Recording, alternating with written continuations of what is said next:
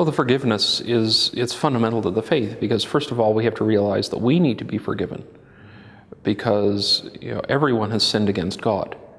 The one person who absolutely deserves no evil, because he's given us everything. He gives us his life. In the person of Jesus Christ, he gave us himself. And so he has forgiven us. It's quite clear we have to forgive. And if we don't? Then we won't be forgiven. And if you don't forgive, it's really stupid, because you're still hostage to the evil that was done to you. Oh, so-and-so did this, and they did this to me, and I'm going to do this back to them. Oh, I'm going to get them one day. You're imprisoned.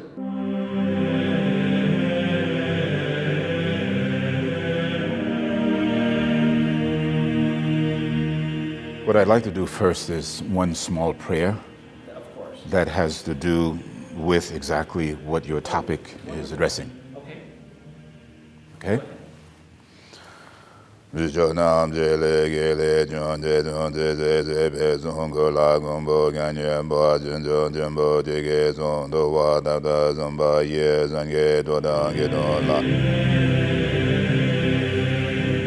How important it is to Tibetan Buddhism, I would expand it.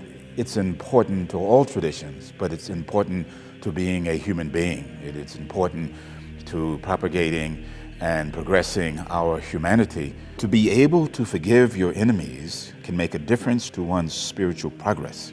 If you have strong compassion, strong respect for others, then forgiveness is much easier. Mainly for this reason, he says, I do not want to harm another. Forgiveness allows you to be in touch with these positive emotions.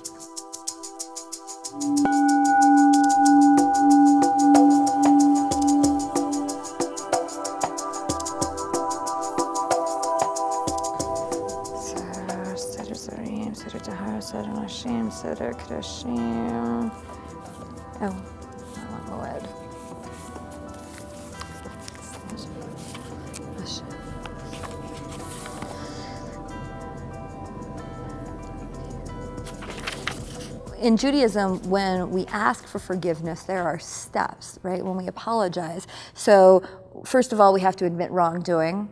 Second, we have to try and make restitution in any way that we can. Some circumstances is harder than others. Third, when we're in the same situation again, we have to behave differently. And forgiveness, to a certain degree, is dependent upon the person asking forgiveness making those steps towards making themselves better, and that makes us as a community better. Forgiveness is the ability to acknowledge that people will make mistakes and finding a way to move forward, given that we are only people. We're made in the image of God, we're not God. And so accepting the humanity of other people, I think, is to a certain degree what forgiveness is.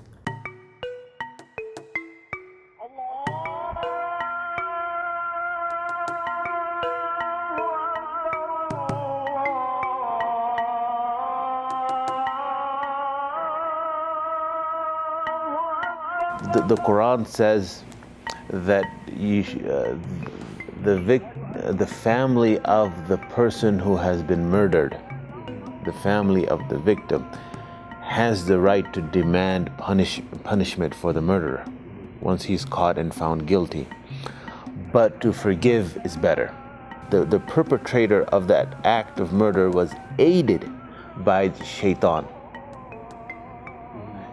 In other words, have compassion for this guilty person. He was aided by the devil.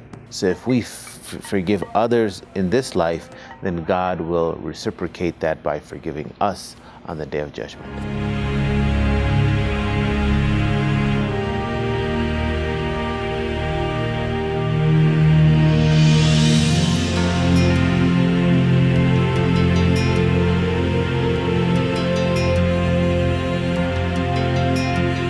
There's an understanding that we are forgiven by God, and that God asks us to do that for others. I think very central and foundational to what Jesus came to do was to forgive. and we're called to walk behind him in those actions. I think as a pastor, I would want to say that I would encourage my people and say, you could forgive anything. I would want to help them do that.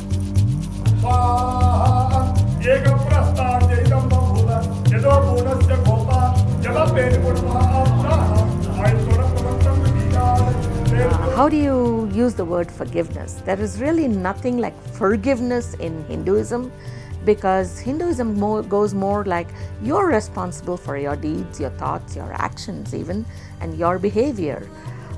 So since you're responsible, you face the benefit or the negative effect of such behavior, such thought, or such deed.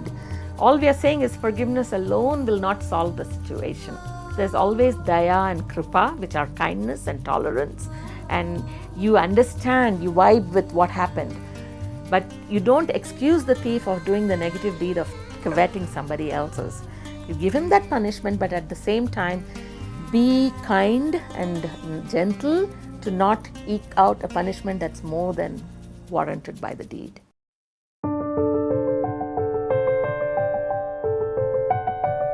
According to some estimates, there are roughly 4,200 religions in the world. This would prove to be a difficult task, understanding every religion's view of forgiveness. What can be understood, at least from the spiritual leaders interviewed, is that though religions differ in tradition and dogma, the elements of forgiveness are extremely similar. Forgiveness is also evident in a growing tradition called Unity, a New Thought Christian church founded by Charles Fillmore in 1889. Reverend Sandra Malbon shows us about Unity's view on forgiveness. Unity, we believe that everyone is responsible for their own lives. And we're responsible for our creations through our thoughts and our beliefs and our emotions. So Jesus taught us how to live in a Christ consciousness, and that is to be love, to be love. It is up to us then to be in forgiveness as a way of demonstrating love.